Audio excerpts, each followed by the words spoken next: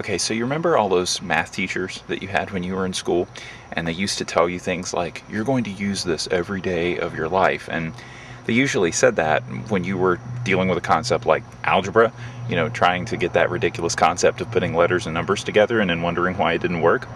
Well, if you're like me, you've really found no practical application for those skills since, and those just kind of a memory from back in the mists of time. Well, about 6 months ago, I decided to start getting serious about applying to PhD programs.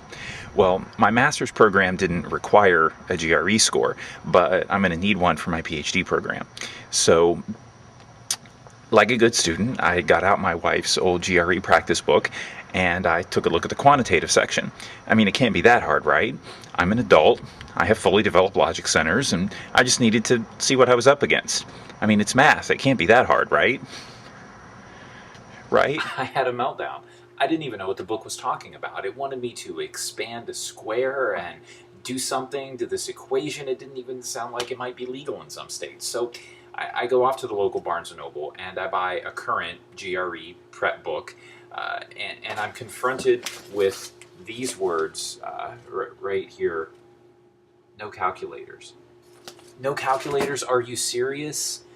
If I'm applying to a humanities-based program, why do I have to be conversant in algebra, let alone geometry? I can't even balance my checkbook if I didn't have Quicken.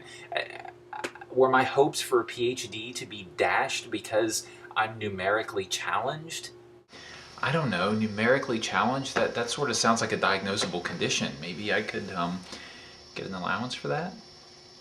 So I call my friend who teaches math for a living, and I'm like, so do you think you can help me get ready for this thing? And she's like, sure, it's not that big of a problem. And I said, you realize you're talking to the guy who is horribly mathematically deficient. I never even took a geometry class. And she said, Dave, are you serious? But she was up for the challenge and she agreed to meet with me every week. And she put up with my tantrums and tried to cram some math into my numerically challenged brain to get me ready for this test. It's where you need the endpoints of your interval to be equal, and that just defines that there's definitely going to be some max and min between those two endpoints.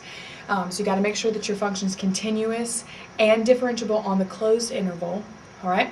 And then you're going to check your endpoints to make sure that they're equal to each other.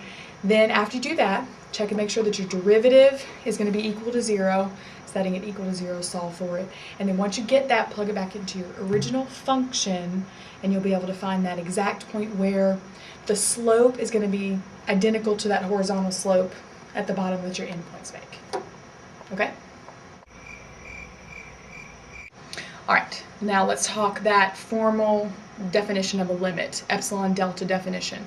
And in essence, it's just sort of saying that the smaller and smaller that you can shrink epsilon, you're definitely going to find some value of a within a range of delta to make that limit exist within that function.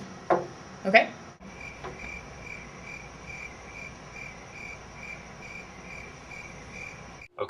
Okay, so it wasn't quite that bad. It turns out that once I'm given a logical reason to connect the dots for this stuff, sort of a through line, to use a theater term, it turns out I'm actually not that bad at it. I just needed a good teacher.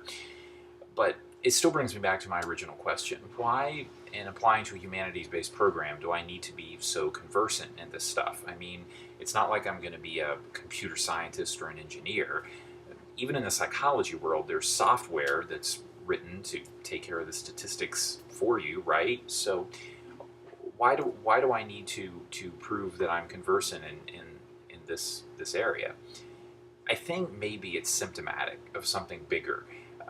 Our attempts to always try to quantify and label and analyze everything around us to try to sort of break our environment down to a point where we can understand it.